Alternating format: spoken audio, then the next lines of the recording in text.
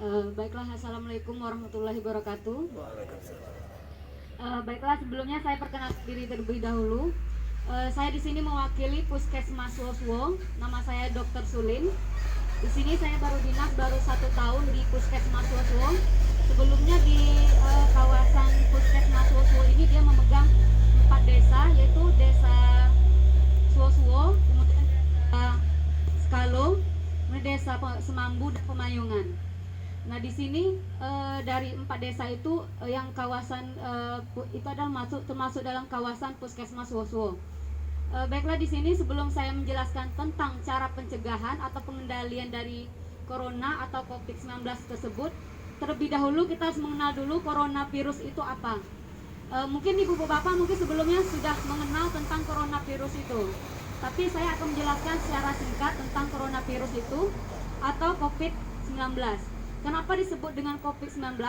Karena kejadian pertamanya kan itu pada negara Cina, tepatnya di Wuhan.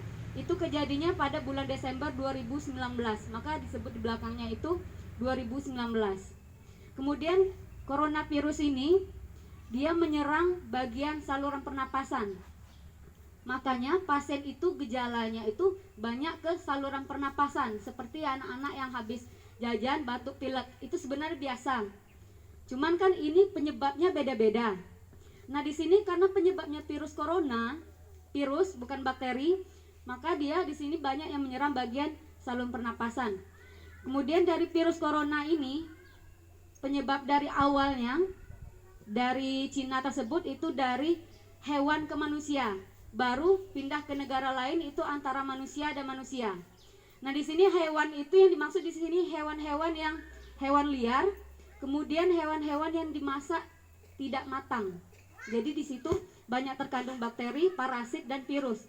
Makanya saat mereka memakan tidak higienis, maka disitulah virus itu masuk ke dalam tubuh seseorang. Nah, kalau untuk virus itu biar bisa menular ke manusia yang lain, mereka mempunyai rumah sendiri di dalam tubuh manusia tersebut.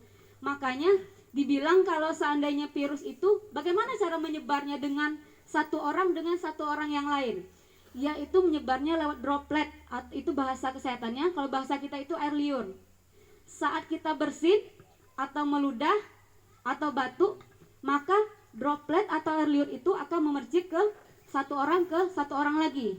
Makanya kita dianjurkan itu social distancing. Makanya jaraknya 1,5 meter sampai 2 meter. Gak mungkin kita batuk sampai 2 meter. Kalau kita jaraknya berdekatan, otomatis kan kawan sebelah ada yang kena. Mungkin tidak kena ke wajah teman kita sebelah, tapi kalau seandainya kena ke rambutnya, kena ke bajunya, pulang ke rumah, itu bisa kontak dengan yang lain, atau dia memegang baju kemudian pegang wajah dan sebagainya, itu virusnya bakalan masuk ke dalam tubuh. Jadi cara penyebarannya itu lewat droplet, lewat air liur.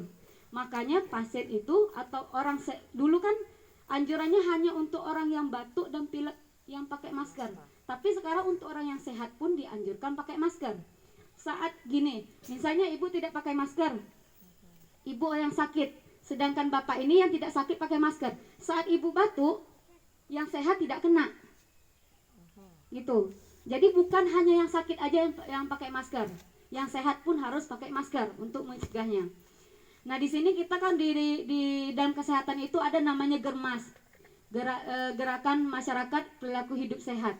Nah, sebelum ke sana saya menjelaskan dulu keluhannya, karena di sini kan dia menyerang bagian saluran pernapasan, maka keluhannya itu pertama ada batuk, pilek, nyeri tenggorokan. Di sini kan saluran pernapasan semuanya. Kalau semakin parah dia menjadi sesak. Jadi batuk, pilek, nyeri tenggorokan, sesak. Nanti disusul dengan ada keluhan yang lain, demam. Ada yang keluhan yang semakin parahnya lagi, ada yang kejang atau tidak sadarkan diri. Tapi kalau untuk kita biasa, dia keluhannya hanya seperti ispa biasa, batuk, pilek, demam, dan sesak. Nah, bukan berarti yang hanya ada keluhan aja yang positif, tapi ada yang namanya pembawa virus. Seandainya ibu pergi keluar kota, terkena sama orang yang positif, mungkin tubuh kita masih kuat, mungkin saya masih muda, tapi saat kita masih muda itu kan imunitas masih bagus. Jadi saat virus itu masuk ke tubuh, kita tidak mempunyai gejala, tapi virusnya ada dalam tubuh kita. Saat kita datang ke rumah, ada orang tua kita yang usianya sudah 50 tahun ke atas, itu rentan untuk kena penyakit. Saat kita berbicara, sama kita kontak dengan orang tua kita, ya kan lemah imunitasnya. Jadi saat kita berkontak itu, maka dia akan memunculkan gejala. Lah, yang keluar kota anaknya, kok yang punya keluhan orang tuanya. Itu yang sering kayak gitu. Jadi yang terdeteksi nanti mertuanya yang kena atau orang tuanya, nanti baru dicek satu rumah, ternyata pembawanya adalah anaknya. Kok anaknya nggak ada apa-apa, Bu? Iya, karena imunitasnya bagus, tapi virusnya ada di tubuh orang tersebut. Gitu. Jadi di sini saya menjelaskan tentang pencegahannya. Ada namanya gerakan masyarakat. Gerakan masyarakat, berarti kita semuanya masyarakat di sini. Gerakan masyarakat tentang pola hidup bersih dan sehat. Pertama di sini kan karena kontaknya itu lewat kita kontak erat dengan satu dan yang lain, penularannya antara manusia satu dan manusia yang kedua, berarti kan kontak pertama sekali kita tangan. Budaya kita biasanya salaman atau kita memegang sesuatu. Contohnya aja kita ke warung, kita harus memegang uang. Uang itu kita nggak tahu dari mana awalnya, nggak mungkin yang dari bank yang bagus, yang mulus itu yang kita pegang. Pasti sudah lecek, itu nggak tahu siapa yang megang yang pertama, yang kedua, yang sekian kalinya. Makanya antisipasinya pertama sekali itulah mencuci tangan. Saat kita pulang dari luar, itu pulang ke rumah itu harus pertama sekali cuci tangan. Sebelum pegang anak, sebelum masak, sebelum lain harus cuci tangan. Cuci tangan itu bukan cukup dengan air saja. Kalau dengan air aja, virusnya nggak akan mati. Makanya butuh dengan sabun. Terserah sabunnya, sabun mandi bisa, sabun cuci tangan itu bisa. Asal jangan pakai rinso. Itu panas saja jadinya. Cukup dengan yang sabun badan atau sabun cuci tangan khusus, atau yang sekarang ada yang alkohol itu, boleh menggunakan itu. Tapi kalau di rumah lebih baik menggunakan sabun. Jika kita di luar, misalnya kita ada singgah makan atau apa, boleh yang pakai alkohol itu. Kemudian selain cuci tangan, kita menggunakan masker. Ingat, yang menggunakan masker dahulu sering dijelaskan, masker itu gunakanlah masker saat batuk dan pilek atau nyeri tenggorokan atau ada keluhan lain. Tidak, sekarang yang sehat pun harus pakai masker. Dia bisa ditularkan. Dia mungkin tidak bisa menularkan, tapi ditularkan oleh orang lain. Dampaknya penyakit ini yang kita ngeri itu pertama, biasanya kita kalau kena kanker, orang kena tumor, ya satu itu aja yang bakalan kena, yang lain nggak akan kena. Nah masalahnya sekarang, bapak dari luar masuk ke rumah, di rumah ada 2 anak, ada 1 istri, boleh 2 istri, ada mertua, ada sepupu, ya satu rumah itu. Kalau boleh dia satu aja yang sakit ya nggak masalah, satu aja. Tapi masa banyak yang kita obatin, dan obatnya juga nggak ada obatnya. Jadi kita cuma hanya membantu untuk meningkatkan daya tahan tubuhnya. Kalau obatnya nggak ada belum. Kemudian di sini selain itu kita kalau seandainya pulang ke rumah, usahakan kalau itu bajunya langsung diganti, langsung mandi. Jadi kan bisa nempel di baju.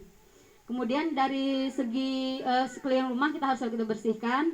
Kemudian untuk meningkatkan daya tahan tubuh seperti biasa kita makan yang seimbang. Kemudian mungkin olahraga kita tidak melakukan, tapi kan kita bergerak untuk aktivitas terus. Kemudian istirahat yang cukup, itu bisa kita lakukan. Kemudian dengan yang mungkin kita membeli daging atau apa itu kan harus matang, karena kalau tidak matang di situ selain virus, bakteri bisa, parasit bisa. Ini tadi dijelaskan oleh Bapak Camat, Bapak Kepala Desa, Bapak Kapolsek. Tadi kalau sudah jelasin gimana tata cara kalau seandainya ada